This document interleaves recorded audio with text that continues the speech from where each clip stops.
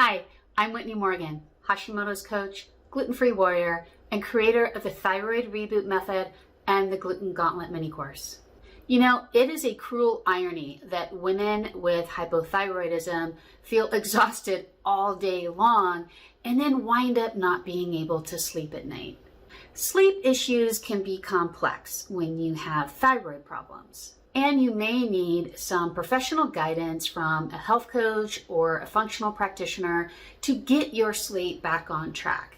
But in the meantime, I want to give you 3 simple sleep hacks that can offer you some relief right now. But before we jump into it, hit that subscribe button and the little bell next to it so you'll get notified every time I post a new video. I've worked with dozens of women with hypothyroidism, and having difficulty going to sleep or difficulty staying asleep are 2 very common complaints. Now, sometimes there are some pretty legit physiological reasons for these sleep issues. Things like parasitic infections, liver congestion, hormone imbalances, and even heavy metal toxicity. But even so, many of my clients get some relief by implementing the 3 following sleep hacks. Sleep hack number 1, develop a bedtime ritual. Now, every parent knows that children need bedtime rituals in order to settle down and prepare for a good night's sleep. Usually the process goes something like this. There's dinner, then there's bath time, and then there's story time, turn down the lights, maybe sing a few lullabies, and finally it's off to the land of Nod, right? So why do we as adults completely forget the wisdom of these rituals? The needs of our nervous system don't change just because we're 40 instead of 4. Developing a solid bedtime ritual sets you up for a good night's sleep, and it can be a fun and creative process.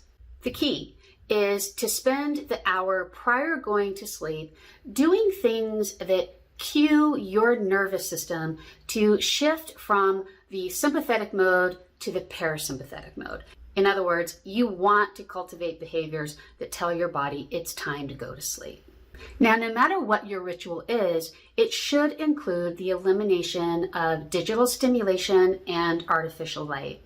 If you can't imagine giving up your screen time before bed, definitely purchase some blue light blocking glasses and start wearing those a few hours before going to sleep at night.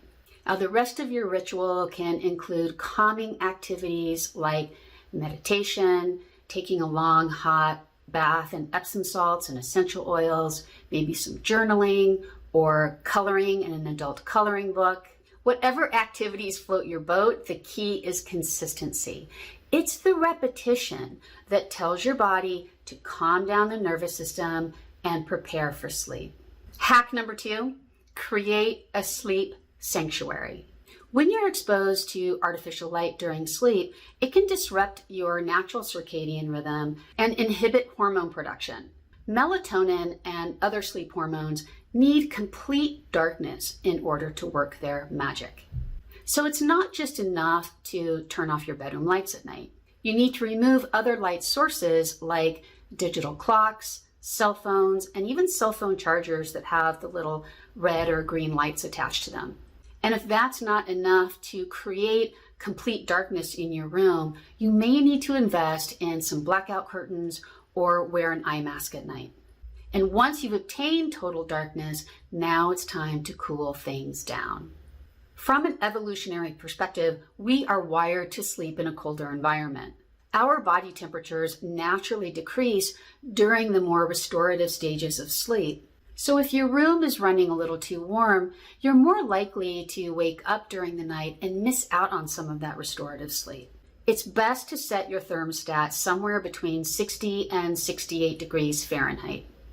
Do you feel like you've tried everything and you're still not able to get the sleep that you need? If so, drop the word help in the comments below. Okay, hack number 3, give the body a little nudge with some herbal support. There are many herbs that help calm down the nervous system and promote sleep. There are 5 specific herbs that I like to keep on hand, so I usually have a tincture of each individual herb. The first herb is valerian root. It's one of the most common herbs used for insomnia and anxiety. It's also used as a muscle relaxant and to reduce pain. The second herb is passion flower. It's used for insomnia, anxiety, and depression. And then there's chamomile, which is well known for its relaxing properties. It also helps to calm down the gut, and it reduces tension and promotes sleep. Chinese skullcap is great when you have insomnia that's due to nervous tension or anxiety. And then finally, I also use California poppy, which is great for insomnia, nervous agitation, and chronic pain. All of these herbs are well tolerated by most people, but definitely before you start using any new herb, you want to make sure to check with your healthcare practitioner first. The way I use these individual herbs is I start with a store-bought nighttime tea first. Something like nighty-night tea from Traditional Medicinals, which you can get in pretty much any natural food store. Then, depending on the herbal properties that I'm interested in and how my body's feeling that night, I'll add a few drops from one or more of these tinctures. The cool thing is that using some of these herbs and adding them to tea every night and doing that consistently can be part of that bedtime ritual I was talking about. So just to recap, these are 3 simple things that you can start doing right now. Develop a bedtime ritual, create a sleep sanctuary, and give your body a little herbal support. All of these things will promote a better night's sleep for you. All right, to learn more about my thyroid reboot method and how to rebuild thyroid function from the ground up, just click on the link that I provide in the video description. If you're watching this replay on Instagram, just head to my bio link. Thanks for watching. And if you found this video helpful, you can let me know by liking it, subscribing to my channel, or maybe sharing it with a friend who's got hypothyroidism and might be having some sleep issues. And as always, if you have questions, please leave them in the comments. I do my best to answer each and every one. Thanks. I'll see you next week.